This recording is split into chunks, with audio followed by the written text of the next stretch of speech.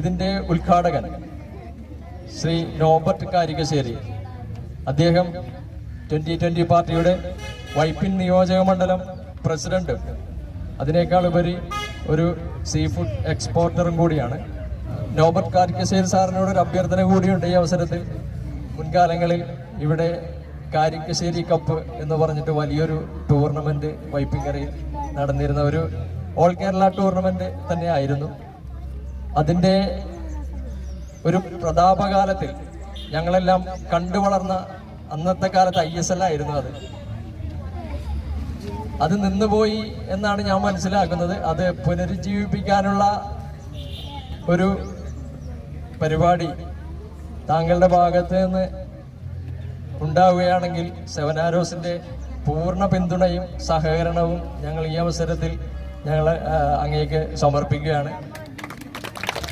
അത്തരം വലിയ ടൂർണമെന്റുകൾ സെവൻ ആരോസിനെ ഏൽപ്പിക്കുവാൻ ഇന്ന് കേരള ഫുട്ബോൾ അസോസിയേഷനും ഡിസ്ട്രിക്ട് ഫുട്ബോൾ അസോസിയേഷനും തയ്യാറാകുന്നുണ്ട് എന്നുള്ളത് ഞങ്ങളോടുള്ള അവരുടെ വിശ്വാസമാണ്. കാരികശ്ശേരി ടൂർണമെന്റിന്റെ ഒരു കാര്യം പറഞ്ഞിരുന്നു. എൻ്റെ കുടുംബത്തിലുള്ള എൻ്റെ വല്യപ്പൻ്റെ ഒരു മകനായിരുന്നു ശ്രീ ജോസഫ് കാരികശ്ശേരി. അദ്ദേഹം ഒരു ഫുട്ബോളറായിരുന്നു. അദ്ദേഹം പഠിച്ചിരുന്ന കാലത്ത് ചെന്നൈയിലാണ് പഠിച്ചത്, മദ്രാസിലാണ്. അവിടെ മദ്രാസ് യൂണിവേഴ്സിറ്റിയുടെ പ്ലെയറായിരുന്നു. അത് കഴിഞ്ഞ് ആ ഫുട്ബോളിനോടുള്ള കമ്പം പുള്ളിക്ക് ഒരിക്കലും മാറിയിട്ടുണ്ടായിരുന്നില്ല. അങ്ങനെയാണ് പുള്ളി കാരികശ്ശേരി അദ്ദേഹത്തിൻ്റെ ഒരു അനിയൻ്റെ മെമ്മോറിയലായിട്ട് തുടങ്ങിയതാണ് കാരികശ്ശേരി കപ്പ്. അത് അദ്ദേഹത്തിൻ്റെ മരണശേഷം അദ്ദേഹത്തിൻ്റെ മകൻ ആണ് അത് നടത്തിയിരുന്നത്.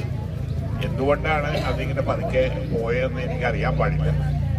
അതിൻ്റെ ഉത്തരവാദിത്വം മുഴുവനും അദ്ദേഹത്തിൻ്റെ മകനാണ്, സേവ്യർ എന്ന് പറഞ്ഞത്. ഞാൻ സംസാരിച്ച് നോക്കാം, അത് പുനർജീവിച്ചെടുപ്പിക്കാൻ പറ്റുമോ ഇല്ലെന്ന് നോക്കാം. ഉറപ്പൊന്നും തരുന്നില്ല. ഇവിടെ ആശയം പ്രകടിപ്പിച്ചതിന് വേണ്ടി പുറകിൽ ഞാൻ ശ്രമിക്കാം.